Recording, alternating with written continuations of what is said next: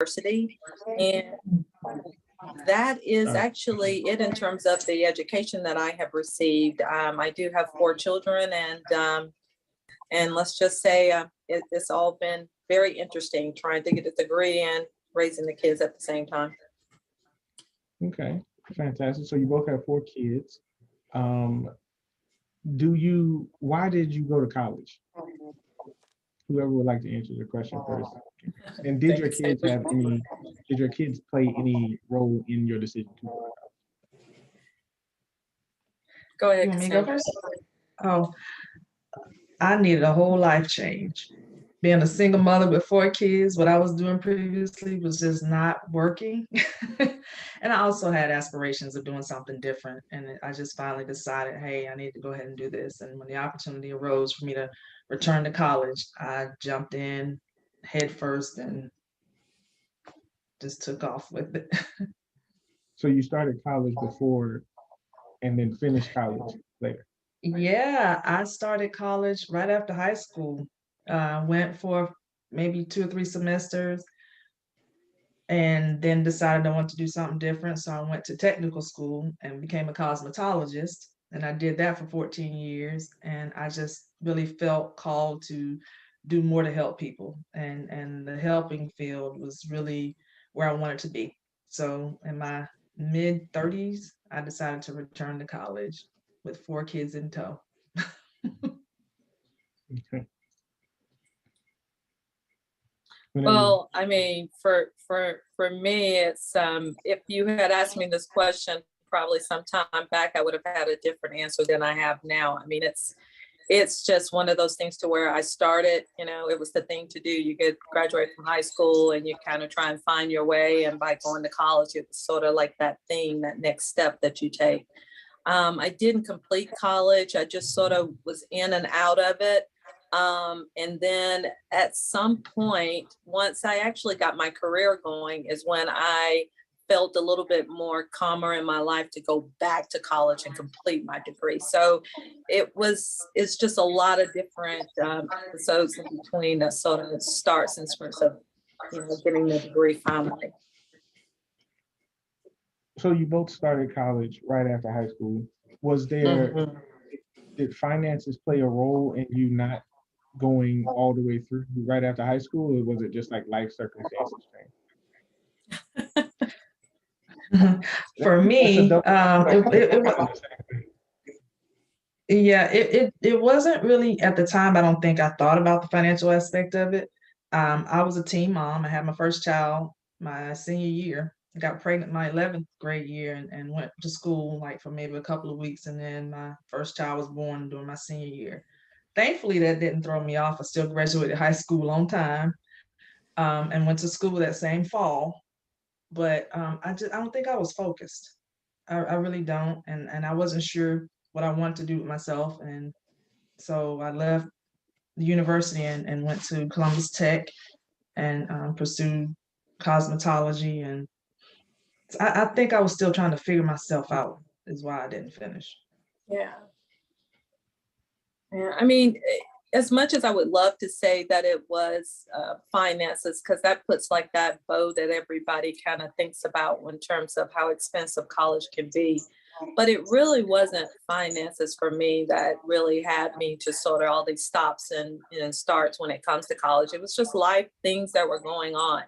And to be quite frank about it, I didn't truly appreciate the the weight that a degree could carry. In my field, it really is not one of those things that everybody has to have in order to be successful in it. So I met so many people who did not have a degree. And so it wasn't one of those things that sort of stuck out there where you need this in order to get to here. Like I said, I just had to get to a place to where I wanted it. And that was the biggest driver for me.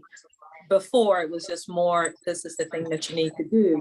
So finances really didn't play that big of a role in terms of how I saw college. Now I would have a quite different, way of viewing the cost of college and the impact of it. I do see that now a lot different than I did, when I first got started. So is it safe to say that finances did not play a role because of federal loans? Yes, I could easily say that. Yeah, Yeah. you didn't have to come out of your, I mean, I did not have to come out of my pocket for my education. Um, but yeah, I mean, if I did, I'm quite sure I would have thought about it more and perhaps would not have sought after it in the way that I did once I started to go ahead and say, let me finish this up. What about you, Cassandra? I would say the same. Like I said, I was a mother at a young age, so um, the finances were there. I would say, had I been focused enough in that moment, I think maybe I could have finished and during that early time. But I think I was just a little bit, you know, unsure of what I wanted to do with myself, and just decided to take some time away from that, and then ultimately decided to do something different. So when you first started school or when you decided to discontinue school, looking back, what is your relationship with student loan debt initially? Is it just like there is an available $3,500, $4,000, I'm assigned this piece of paper to get it? Or is there like someone sitting down in some type of like with you to explain what's going on in some type of long-term view? What No. do you did you think about student loans at all? Because I know my experience with school was that like I knew that the funds were there. I didn't think about student loans at all, right? So it was just kind of like I want to go to school. I'm gonna go to school. There's $4,000 for me to do it. For me, I did not have any guidance. So yeah, no, when the student loans were available, again, I looked at it as an opportunity for me to pursue my education and utilize the student loans to help make sure I was able to take care of myself and my responsibilities. So, having a child kind of made that money a little bit more intriguing.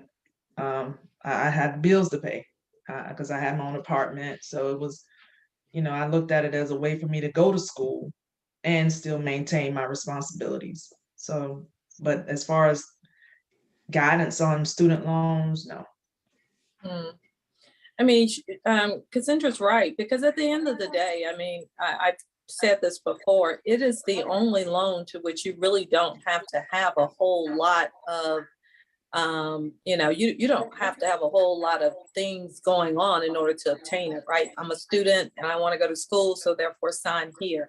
And I think the idea of that has you to think of it not so much as debt or as a true loan that you're getting, but more of, it's just an aside or it's just something that comes with going to school. It's the Yeah, opportunity. conversation around it just seems like it's all merged into you do this because you're going to school and not that, wait a minute, you need to really think about this. This is a loan. This is, you're going to pay this back. And I'm not sure at my younger age, if you had explained that to me, what decision I would have made. But I do feel like I would have been a lot more prepared for what I'm experiencing now in terms of, it's truly considered in my, in my little bucket debt. And that's a different relationship with what I currently have than what I thought about it when I first entered into it. Yes, I think there's a very interesting way in which like this can be perceived as an opportunity as opposed to, what it is when they come calling for it. Yes. So I guess that would be my next question. What was that reality like the first time you received a notice that there was some form of repayment necessary? I don't think I thought much about it. I'll be honest. I don't think I thought much about, okay, if I don't start paying, this is what the outcome is going to be. Again, I was so young. I don't think I really thought about what that would be. Yeah. I don't think I gave much thought to that. I agree so much with that because that is so true. I mean, the idea that I was taking out a loan, or I'll say it this way, the idea that I am now going into my 50s and I'm just now to a point to where I am seeing the value of where I'm at versus the loan that I had taken out. So all of a sudden before, it was like the loan outweighed the advantage that I received after I got out of college, or I'm out here and I'm trying to make things happen. But the loan was actually, the price, I should say, was actually more than what I was actually getting out of it. And so now, should it take that long for that balance to happen to where, it's like buying a car off the lot. Once you drive it off the lot after a couple of months, it's not the same car, it's not even the same value. So my education never matched up, or what I got out of it just seemingly never matched up with and so all of a sudden we get this payment now and I'm like, whoa. It's different. I just think it's so different. So I agree with Cassandra wholeheartedly on that. I didn't think much about it then, but I think about it a lot now. Yeah. That's interesting. I want to dive into the parenting aspect of this because I think it changes the nature of the loan in general. What was that like, juggling raising kids and going to school? And were you all working simultaneously, or what was your scholastic experience like with these loans being taken out to be there? Initially, I did work. I was trying to balance work and school and parenting and their school, and I was trying to balance it all. But the further I got into my education, I started to realize that if I was really going to make this thing happen, because like I said, I went back to school this last time, but seeking a true change in my life. I was trying to really make some major changes, and I realized that if I wanted those changes to materialize in a timely fashion, then I really needed to really focus on my education. So I kind of started phasing work out. I started going part-time, then peak time, and then my time versus your time. And all of a sudden, like, nah, school is where I'm at right now. So then the loans started going up because I still needed money to take care of my responsibilities. So I was borrowing more money in order to be in school, take care of my kids, to make sure they had what they needed while I was trying to pursue my education. Yeah. It's the scenario of trying to raise your kids at the same time that you're trying to go to school, and quite frankly, you're trying to, for me, I was trying to, again, always evaluating on all fronts. You're trying to be all things, trying to be a good mom, trying to be a good student, trying to also be good at your job, because you need all of these things to make this thing go. And it was difficult. It really was. And were shortcuts taken? Of course there were. I mean, sometimes I gave more to the school than I gave to my job. And sometimes, I mean, why should you have to make those sacrifices? Sometimes I gave more, less to my kids because I'm giving more on the job, because I'm just, the demands of all of it just comes into play. And I think it's tough. It's tough. And the student loans were there. I mean, they were there to help in a host of ways, and compensating for what you could not do on the job, or the hours you could not get, because you got to be in the class, or you got to be doing papers due, and exactly. So you need research to do. So you need that gap. It was, I don't want to downplay the importance of having it, because it was needed. I mean, schools aren't free, which is, to me, the biggest issue of all, is that it costs so much. So you have to tap into that. But I think there's some things lost, especially for Black women. And I'll say this, most programs aren't designed for parents. No, they're not designed for us. When I was at Columbus State, the department head for the psychology department, when I was trying to figure out which route I was going to take for my master's, because I knew going back that I had to have a master's because of the field that I was going in. There was nothing you can do in this field that made sense without a master's degree. And each program that I vetted, one of the first things they said was, you might have to not work off the bat. We found that people who try and work and do these don't do so well. So that was always, in the back of my mind, like, okay, this is the recommendation, regardless of whether it was psychology or social work. That was the recommendation from the school. Yeah. So I really like, okay, if I really devote myself to this, then that means I won't work. And how will I take care of my responsibilities? Yeah. Okay, yeah, student loans, I can borrow more money to get this done. Yeah, it's definitely the decisions that and choices that we have to make as women, but then as Black women, I just think it's just doubles down on it, because sometimes the supports are not there in a number of different places, to assist us in getting through in a timely manner. We eventually get through. We got through, right? I mean, we get through, but it's the clock that's ticking that, like it takes us a long time to get through, because we are trying to balance so many things. And I'll say, if it doesn't take forever, it takes a lot of blood and sweat so you're going to sacrifice something. Absolutely. And it's either you're going to be time or you're going to have to sacrifice a lot on the front end. And that was the route that I took. And that's why I think the student loans I felt like it was my only option. I don't think I had any other option. If I wanted a degree, then I had no other way to take care of that. None. Yeah. And get it done in enough time for it to make sense. Yeah.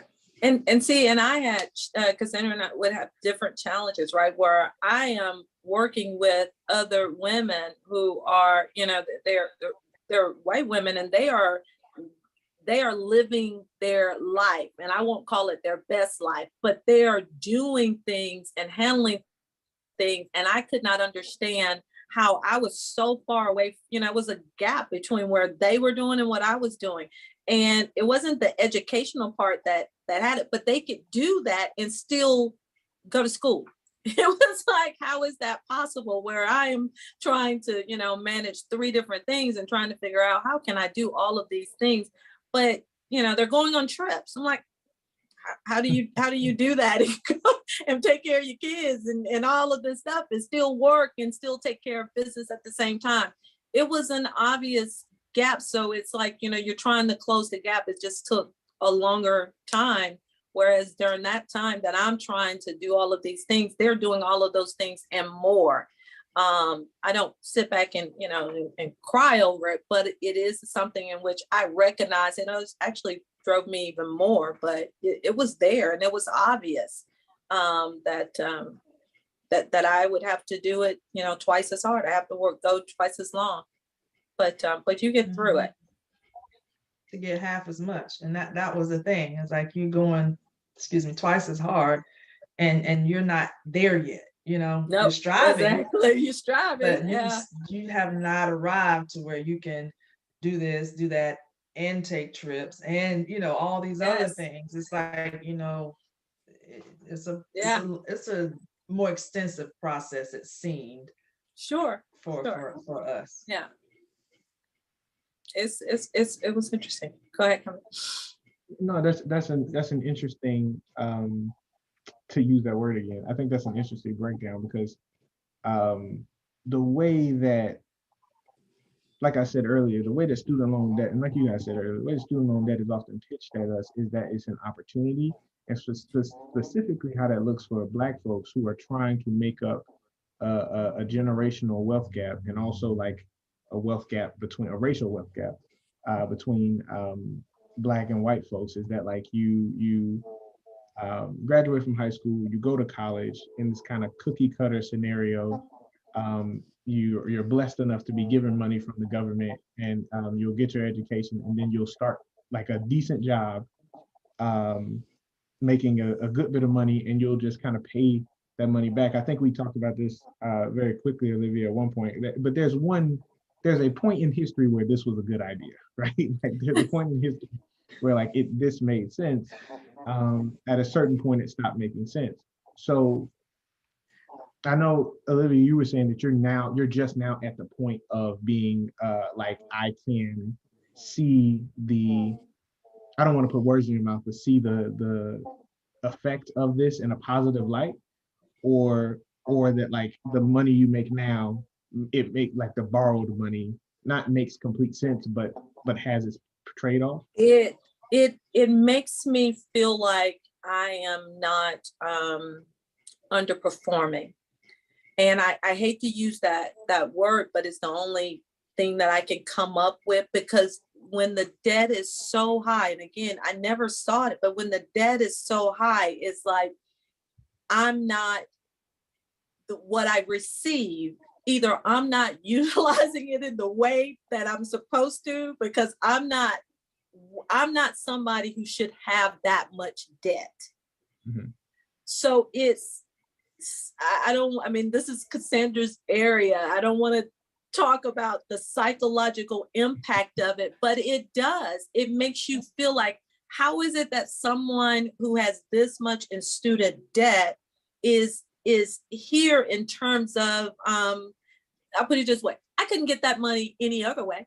I would not at the time, at my younger time, I couldn't have gone to the bank and gotten that much money. They would have looked at where I'm at and they would have said, you are not where you need to be in order to get this kind of money. So now here I am close to 50 and I'm just now squaring up to where I look at that and I'm like, I can go to the bank and get that easily now. You know what I'm saying? Like why would it take that long for that number to become a number that I look at and I square up against, you know, and I don't close my eyes to. That's concerning to me, because that's a long time in my, you know, in my livelihood, that it just was this thing that was over my head, and sort of one of those things to where I was ashamed of it. You don't talk about it. It's there though, you know, and you know, you keep deferring it if you can, or you keep let me pay, you know, how much can I give you to where it will, but the number never goes anywhere. It really didn't. So I think, if that makes sense, that's what I'm talking about. It's just, I'm able to now look it square in the eyes and reason with it. Whereas before it was not anything that I could reason with. I was just, it overwhelmed me that I would have something like that sitting out there. Yeah, I can agree with that. I can relate to that. The finally getting to a point where you feel like it makes sense for you to have this much debt, even though it doesn't really make sense. Exactly. It doesn't make sense at all. But you can start to look at it a little bit with a squint and say, okay, I think I can see it a little bit now. Whereas before it was like, what, did I miss something? You know, I mean, because I'm looking at, you know, numbers like, you know, getting close to, did I go to med school? What, you know, what's going on? Exactly. And on top of all of these things, for me, I ended up taking on more debt because I had out-of-state fees. Georgia didn't at the time have an online social work program. They have a program where if the state does not offer what you need, then they have a compact where you don't have to pay the out-of-state fees. But because there were schools that offered social work on campus, none of them were in Columbus. Troy State hadn't opened yet. The University of Georgia, I think it is, was the only place. And I'm like, so you want me to relocate? I can't do that. I got 4 kids. What do you want me to do? Yeah. So I got accepted into the University of Tennessee, but that came with a price, an additional price. So I'm like, you know, money's just adding up. And I was like, okay, one day, I guess one day. Yeah. And like you say, you defer it, you put it off, and you know, you do. And speaking of deferment, that's how maybe our Caucasian counterparts may have been taking those trips, because they seem to have been, the people that I knew were a little bit more knowledgeable about deferment. Oh, I'll just go and take another class and that'll put it on hold. You know, I was like, you did what? You know, they some of the people I knew, they knew what to do to alleviate some of the pressures. I was never educated on that. It was just by happenstance in conversation that I learned that that's how some people handle their debt. But again, not having anybody sit me down and talk to me about the ways of managing student loan debt, I didn't know. Yeah. If y'all don't mind me yeah. digging into that a little bit, what does that look like when you say, I know it's not like something like, okay, all my debt makes sense now, but what does that look like? Is that like when you're saying I'm able to look in an eye and say, not even that this is worth it, but that this is an understandable situation, I guess. Are you looking at how you grew up versus how you live life now? Are you looking at how much income you have? Are you looking at um the particulars of the education that you have and be like, that was an experience I wouldn't trade? Like what specific thing has you looking it in the eye, I if you think don't mind me asking? I think for me is pretty much what Olivia said. Like, you know, I can walk in a bank now, and if I need to borrow the amount of money that I'm in debt student loan wise, because of my education, my earning level now, all of that, I can see, okay, now, but before, like she said, I couldn't have walked into a bank and borrowed a fraction of that. My income didn't match up to what it would take to be in standing to Yeah. borrow that kind of money. Yeah. And I think that that's go just, ahead. Yeah. I was just gonna say, and that's just one way to look at it. You know, of course, student loan debt to me makes no sense. It should not be as astronomical as it is. I think it shouldn't cost as much to go to school, period. Yeah. But given the fact that we have this and we've done this, at least now I feel like my income level has changed significantly enough that it kind of, I don't know, makes it more acceptable, I think. I don't know. Well, yeah, it's like I think I started thinking about it sometime many years ago. I started to really even consider my student loan, right? Just looking at it and taking stock of it and actually saying, okay, let me see how much I want to, start paying here, or when I get the notice, here's where you're at. I wasn't shocked by the amount that they were saying, hey, you should be paying this month. But I think at the end of the day, it's like it's not so much that I look at it and I think it was worth it. I definitely do not, I am not at that point at all. And I sometimes do struggle with this idea of and again, this is how I see it. I struggle with ideas like, should I have? Right. And in saying that, I then would be saying, did I need this? And I have, and because I'm not in any field to where it is something to which a box that I need to check, it is really more for, I got it, it's there, I announce it on my LinkedIn, but it's not something I have ever, even in applying for positions, needed to state that I got, that I have it. So and I think people like me who are we look at it and we begin to like, wow, political science was a great degree to have, but I enjoyed it. It's been real. But and that's the kind of thing that makes me start to look at the cost of education in a totally different way. Even for my kids, I think one of the happiest moments that I have is when one of them sent me a text and said, I'm good. I don't really, I just think the loans, I'll be good. I'll think about it. Let's see what. But the fact that they even said the word, the loans, I'm not sure if that's something I want, just that conversation was, delightful. And then, of course, you have ones who just aspiring to go higher and higher. And the fact that they look at it in a way that at their age, I did not. I did not, right? I'm going to my child and saying, how did you find that little, how do you know that you have this much, that was a moment when I'm learning from them. So I think educating folks on even my own kids, they're learning a lot more about what this all entailed than I ever did. So I struggle with the idea of whether or not it's been worth it.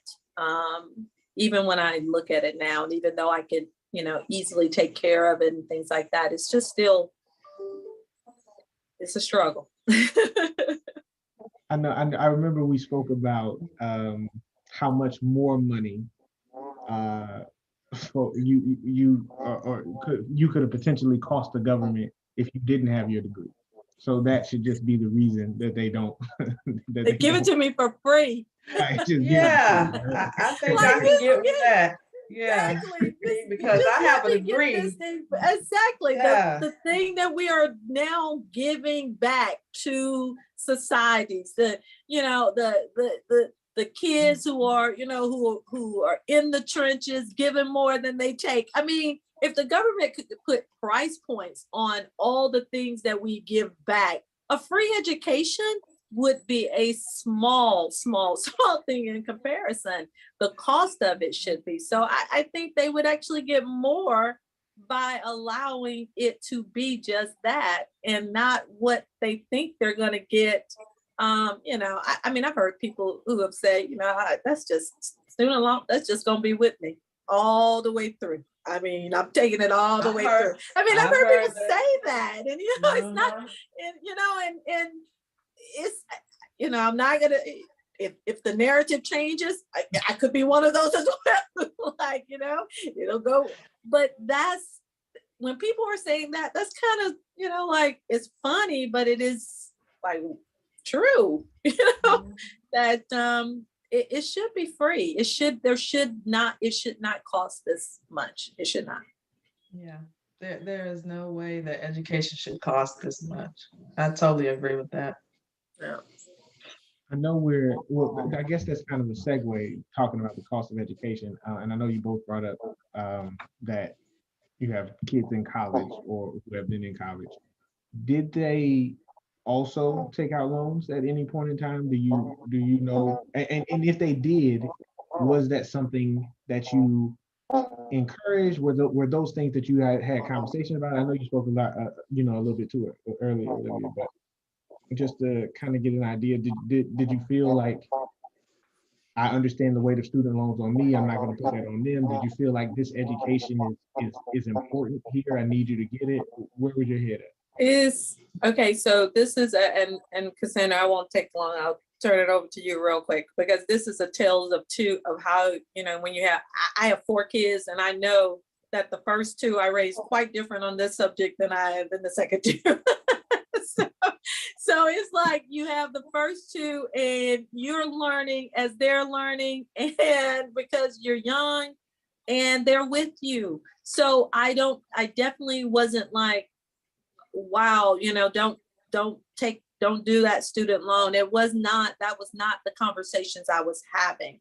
It took a while for me to get to a point to where I was really assessing the student loans that they were getting, and we were having collective conversations. Again, that's the first 2, right? And then now my younger 2, it's a totally different conversation, to where I'm quite enamored with the idea of, just trying to, in this phase now, whenever they talk about college, I'm looking at out-of-pocket costs in a way that I never even considered, right? With the first 2, and that's a again, I'm in a different place, right? So it's like I'm looking at, and I wouldn't want them to have that student loan, but for the first 2, it was definitely not a conversation I was having. Not at all. It's different now. For me, with my first 2, it was a conversation. I was really, because that was right after my student loans had defaulted, because, like I said, I was young. I didn't think about that, and I had other priorities. So one fateful day when I got the phone call, and the lady was like, hey, your student loans are defaulted. We can help you get it out of default. And I was like, can I go back to school? And she was like, yes. And I said, okay, sign me up. I'm good. Whatever I need to sign. From that moment, understanding the gravity of student loans and what it can do for your education in the future, it prompted me to start having conversations with my older children about trying to go to school and incurring the least amount of debt that you could possibly incur. And it trickled down. One of my children decided that college was not for him at this moment. And I had to really get my mind wrapped around that. That was really hard for me. Why? I don't know. I really, Mhm. really felt like that was what he had to do. But I Mhm. finally got my mind right and was like, okay, we ain't gonna push that. But my youngest daughter, she has been doing well as far as um, earning scholarships. I mean, she's been doing really, really well. So my second Yeah. oldest daughter has finished college with minimal, like very little, if any, college debt. And my youngest is on track to finish in the same manner. My Yeah. oldest, she took on some again. She was the guinea pig, test tube baby, whatever you want to call it. So her experience in college was different, Yeah. you know. So she did take on some debt, but the younger two that have one that's finished college has minimal debt, and my youngest is on track to Mhm. have minimal debt. It got real. I was adamant about making sure they Yeah. understood that you can figure out a way to do this. Stay home. Don't live on campus. Go to a local university. Don't go, Mhm. these different places. And so trying to keep them from being in that space where student loans Yeah. are such a big part of their life once Yeah. they finish school. And and I forgot to say this, but this is interesting too, because you're making me think about this part of it, and I know I've had conversations with my kids about it.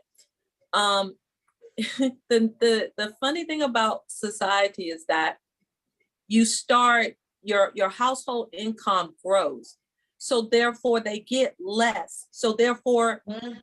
the school or the cost to you as a parent costs more, right? And I Mhm. remember that moment when I thought I didn't, and I know I took out student loans, but to be clear, when I took out student loans when I started to also compensate, like I said, for a gap, right? So my Mhm. me thinking they don't have a gap like I had a gap. I had a gap that I needed Right. to fill. So thus student loan. What I did not realize that as I was growing and doing better, I was creating a gap. And it kind of unnerved me when I saw what they would get, from just regular grants. It was unnerving to me because I thought grants covered me. Mhm. Loans were additional, but the grants covered life for me. Grants covered Mhm. education, right? It was the loan was just the to fill the other gap that I wanted it to fill, but not the schooling part of it. And Mhm. so it's just interesting how the cycle just eats away, even as it does, or it says that I'm doing this because I want to do better, be better, get more kind of thing. But the more you get, the more more they start to take away from your little M&Ms on your plate. It's like, Yeah, okay, and I think another thing too is the rising cost of university. absolutely, absolutely. That on top of the gap that you're creating because you're growing, You're so doing you're what creating a you're gap. supposed to do. Yeah, and then It's on top of crazy. that, the gap is even widened due Hmm. to the cost of going to university. So it's just almost like, dang, did you really, you know, did it pan out the way they said it was going to pan out? Because, they said the better you do, then, you'll be in a position to help your Yeah, children. But sometimes you doing better hurts your kids when it absolutely. comes to grants and stuff of that Yeah, nature. it was really one of those things to where when it hit me in the face, I was like, wow, this is that just blew me away. Yeah. I noticed that you both said earlier that, Cassandra, you said you finished a master's program. Olivia, you said you were in one right now. No, Um, I'm actually on hold to that. I'm not really. It's not my. Education is not one of those things to where I have found I have found it in terms of this formal setting of going for. My job requires a lot of learning. I have to go places and do trainings and mhm. things like that. So it becomes one of those things to where I am now one of those who look at the idea of putting a value on what I'm getting out of it. And so I'm still trying to assess if getting something like that would be of value in terms of my bottom line. And it is not squaring up right now. So I don't know if that's the direction for me in terms of just continuing that process. But Cassandra, go ahead. I am a master's level graduate, and I ain't doing nothing else.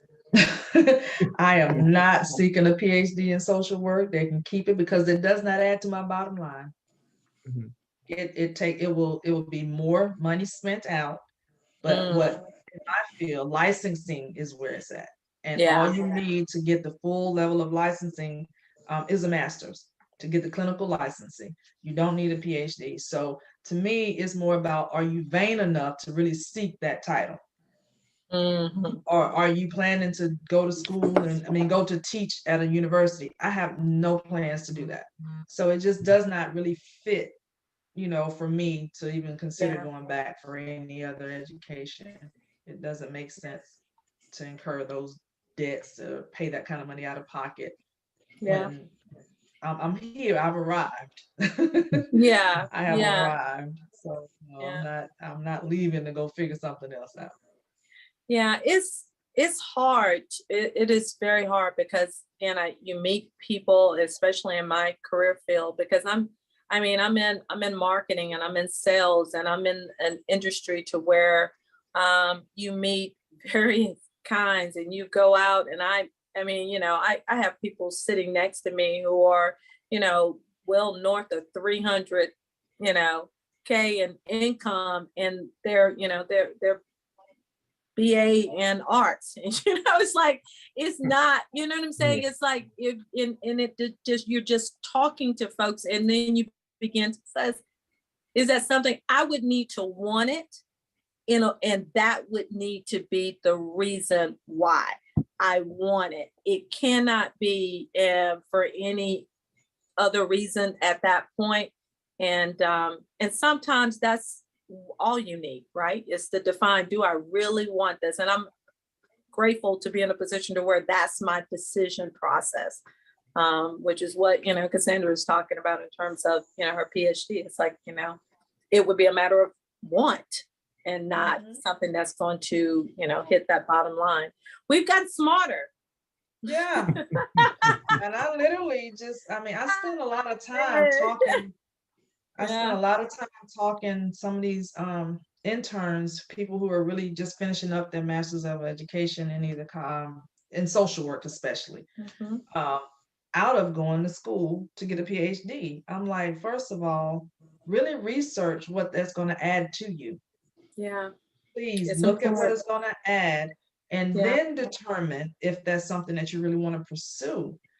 With all the time that you're taking to pursue a PhD, you can get certifications that will add much more to you. Agree. At a lower cost and in less time. So it just doesn't, in my field, and that's another thing people have to really consider. Your field. Yes. Your field. What is required in your field for you to be successful at the level that you want to be successful at? Absolutely. And how you define success, right? How you define success, right? And that's, and even as we were talking about kids, that's one of the things to which, even with my own, is for me, it's just a matter of them understanding, how do you define success? What is that to you? What does it look like to you? And then you start to sort of mark your territory in terms of how you go about obtaining that success, because this does not, one size does not fit all. And even within my own industry, I have seen enough and been around enough to recognize that you definitely got to know for yourself what you want and how that success looks for you. Well, that's good. Y'all answered my question before I asked it. I would, What's that? I also like to ask, if this is a whammy, but would you do it again?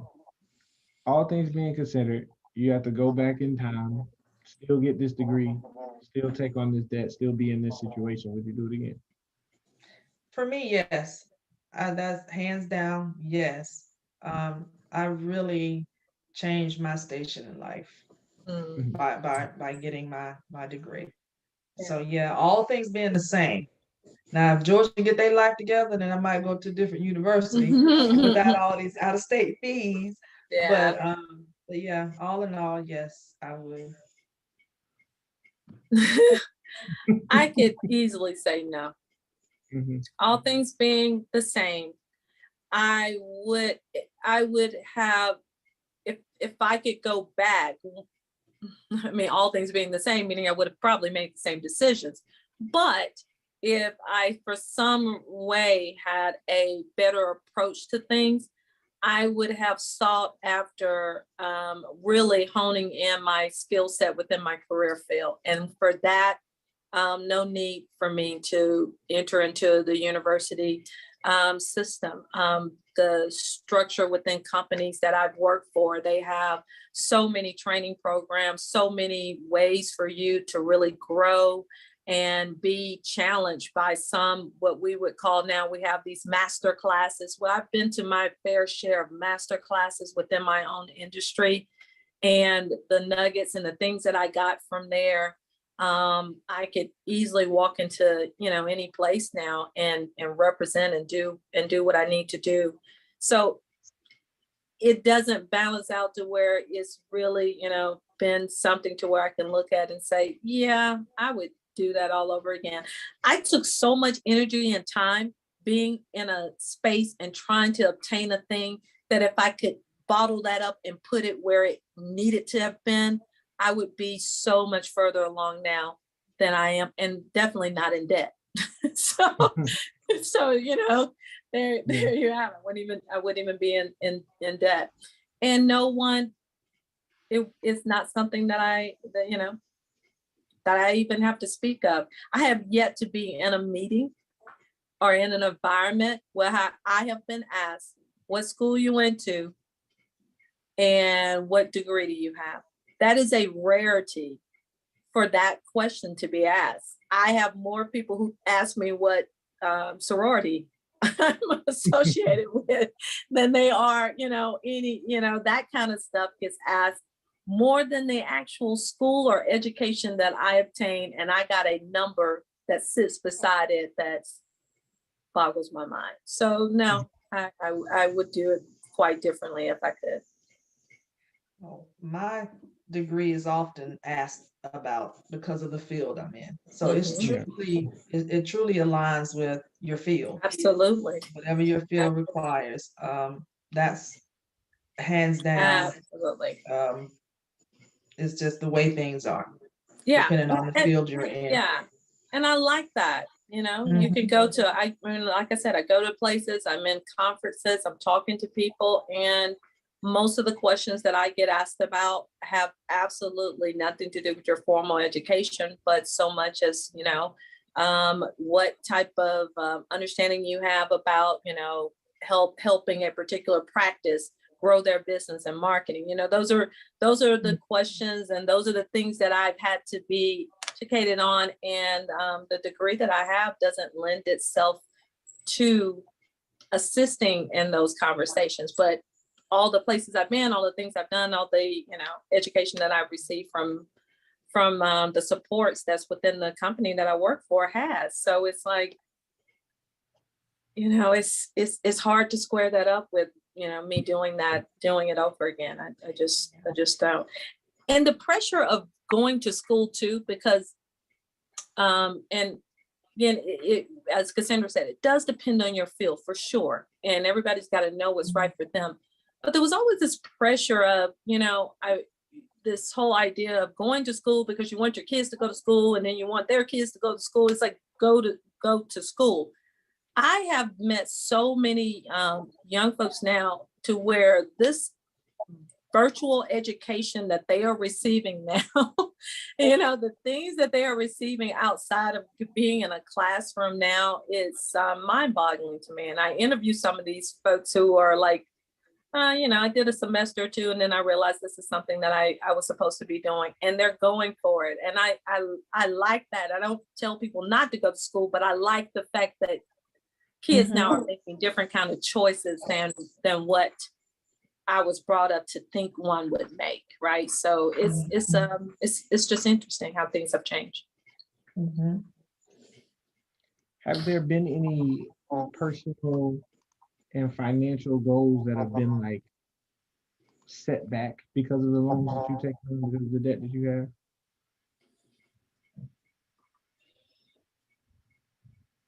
No, Yeah. no, I- not for me, because I never, because it was, the thing about student loan is that as long as you pay something, they're all right with you. They check a box for you, especially as the federal loans, right? I mean, I don't have any private student loans to where the debacle of 2008 impacted me, where folks were really, those private loans where banks were going after, folks and really upending them, their livelihood due to student loans. That was a serious thing, and a lot of people were going through that, and I know some of those folks who were going through that. I didn't have that. It was not something that hit me. I mean, my loans are federal loans, and of course I respect that process, and I do, always want to be in good standing with them and pay them back. But there are things that are available to help you stay out of, the being in a bad place with them, if that makes sense. So that it hasn't hindered me from being able to obtain much of anything, as long as I stay in good standing with them. Yeah, I agree with the good standing thing. Also, I gotta research this a little bit more, but I did get a little bit of anxiety about the fact that I think there was some talk about no matter what you're standing, if you carried a lot of student loan debt, then it may hinder your ability to get a home, or get a loan for a home. So that gave me a little bit of anxiety, Yeah, but all in all, it has not really affected me in that way because of yeah, the way I purchased the home I currently live in. yeah. It didn't have an effect on me. Mhm. And it's not you're able to, you're not as fast as some, but as the income begins to grow, your debt to income ratio just starts to really look a lot more respectable. Is that part to where you're just not there yet? I think that was the thing that always got me. My late 20s and my early 30s, it's like I'm looking at this number and it's like, how in the world could I be in this much debt? And here's where my number is. Here's what my income level is at. It was just not matching up, that it had all been worth it for sure. So not that it even matches up now. Going back to my 20s, it did. It hindered me from going to school once I defaulted. I wanted to go back to school much sooner than Yeah. I did, but I was already in default because I couldn't afford to pay it, and I didn't attend to it and get it deferred, do all the things. I guess I was just so caught up in life, and being um, young didn't help because I didn't handle that the way I could have, or didn't know to handle it the way I should have. I'll say that. Didn't know to. And then once they defaulted, that prevented me from going to school when I wanted to. When I was ready to return to college, I couldn't because I had to figure out how I was going to get these loans out of default. And like I said, it was by the grace of God that that lady called me. I was working in a barbershop. I was in the middle of cutting hair. I want to say I just finished a haircut, and the lady out of nowhere called and was wanting to talk about reconfiguring my loans, and that would get them out of default. And like I said before, my first question to her was, would I be able to go back to school? And Yeah. it was in that moment that I realized, okay. And that's why I think I pushed so hard when my daughter went to college, my oldest daughter went to college, about her being mindful of what she's getting into. And then subsequently, when my other kids started going into college, student loans and understanding the gravity of them was really talked about a lot, because I had experienced what they could prevent if you Yeah. don't handle them the right way. Okay. Well, thank you both. This is the final question. I really enjoyed this conversation. I can't, stress that enough. But what would the goal here with our petition with this campaign is to get $50,000 of student debt forgiven, um, specifically by focusing on Black women like yourselves, because Black women tend to be in the most dire situations when it comes to student debt. Black women are more likely to default than anyone else.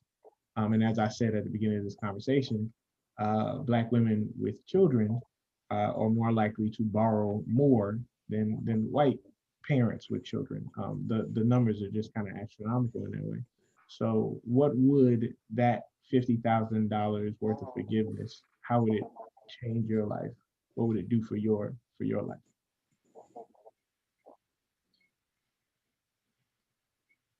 Go ahead, Cassandra. Nothing for me, really.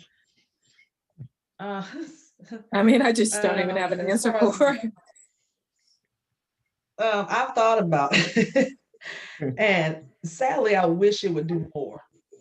I wish that, and I know that sounds really sad, but when you're talking in terms of student loans, 50,000 ain't a whole lot of money, Yeah. especially when someone has, it really won't have that big of an effect on the bottom line of my student loan debt. I wish that there were talks about perhaps $50,000 now and then $50,000 another time or something. But in all honesty, I think student loan debt, the average person that has student loan debt, $50,000 is probably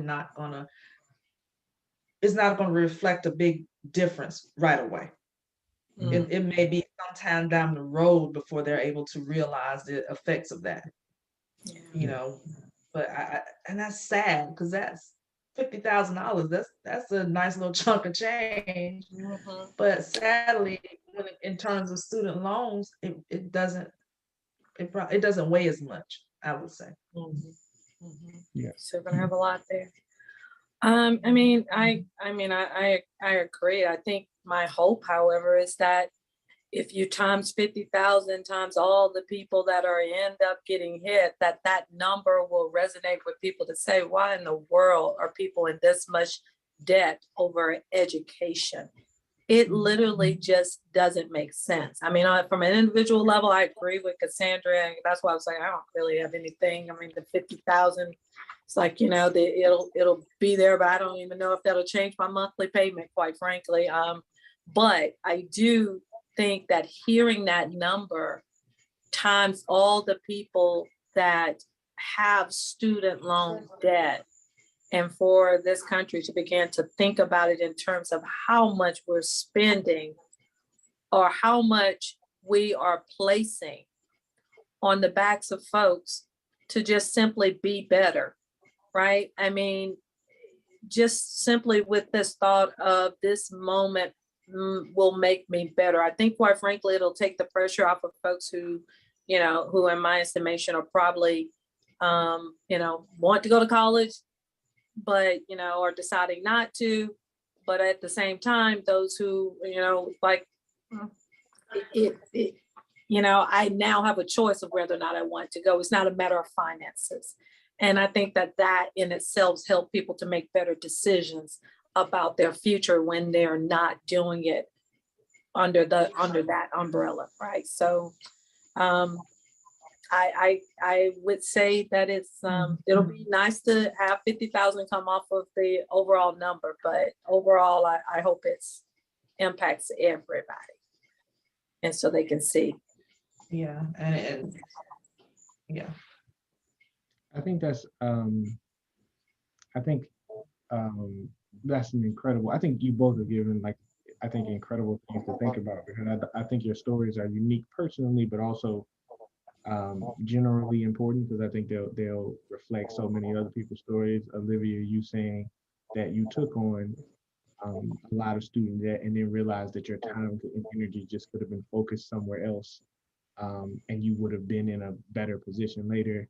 And then Cassandra, you saying that the student debt, like taking on the student debt, helped you change your life, but it was so much that that now even like something like $50,000 worth of forgiveness wouldn't make that big of a dent in it. And it just kind of feels like two different conversations that are apart. Earlier I said a crisis within a crisis, but those conversations are a crisis within themselves. This idea where we're saying you got to go to college and college will make everything better, and then that's the case. And when you look at it from your point of view, Olivia, it's like, well, college was just kind of an additional cost that didn't make everything better in the way that you're suggesting it did. And when you look at it from your point, Cassandra, it did make everything better, but it was way too expensive, you know? Yeah. So I just thank you guys for this. Yeah. The reason that we're doing this is because Black women have stories like you two have. I would love to, if you do not mind. They were talking to me earlier and trying to get folks to be interviewed for the organization that we work for. I would love to give you guys names to the young lady Catherine, and she would call you and interview you. It wouldn't be as long as this conversation, obviously, but like I said, I think the stories are unique and purposeful and could go a long way in connecting with folks. So if you're open to it. Yeah, I would I love to. am, very much so. I mean, I like the idea of what they're doing for sure. Yeah, me too. Sounds Cool. good. Yeah, thank you both. We really appreciate it at 1,000 Women Strong here. And I hope you all have a good rest of the night. All right.